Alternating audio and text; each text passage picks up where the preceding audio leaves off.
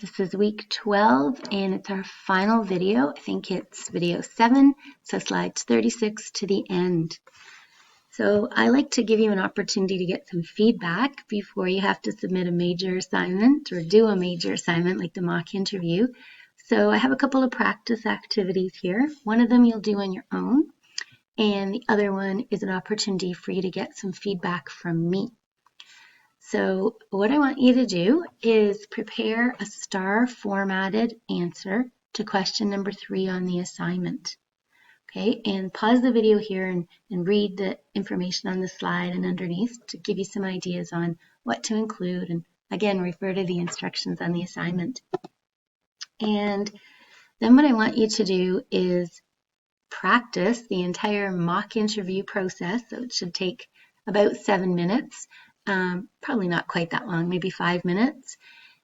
And make sure everything's ready. Look at the assignment checklist. I'm going to be evaluating your first impression. I'm going to be evaluating your oral presentation skills and your nonverbal communication and an answer to one of the questions. So for this practice activity, question number 3. And then I'm going to be, got a little typo here, evaluating your OMER, your ability to state your opinion about diversity or inclusion. So record your entire mock interview and then evaluate it, okay? Think about all the things on the checklist. And then when you think you've got it fixed a little bit, I've given you 2.5 minutes, I think, in Flipgrid. You can click on here and I'll evaluate the first couple of minutes of your mock interview and give you some feedback. So sign on, or when it asks you to join, use dcmail.ca and record yourself answering the star, using the star format to answer the question number 3. And if there's some time, you can also post your OMER answer.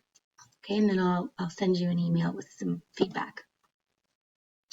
Hopefully what you'll find by after doing both of these activities is you'll be better prepared and better feeling more confident about actually doing the interview in week 13 or week 14.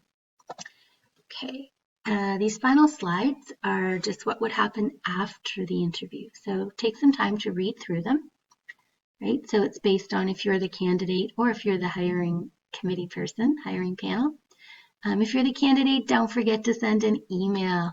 Makes a great first impression, shows you have good manners, shows you're still interested in the job. And this slide, take a look at this one, a little embedded bonus mark here. Don't forget, if you send me a thank you note for the mock interview, you'll get an extra 1%, one mark towards your final grade.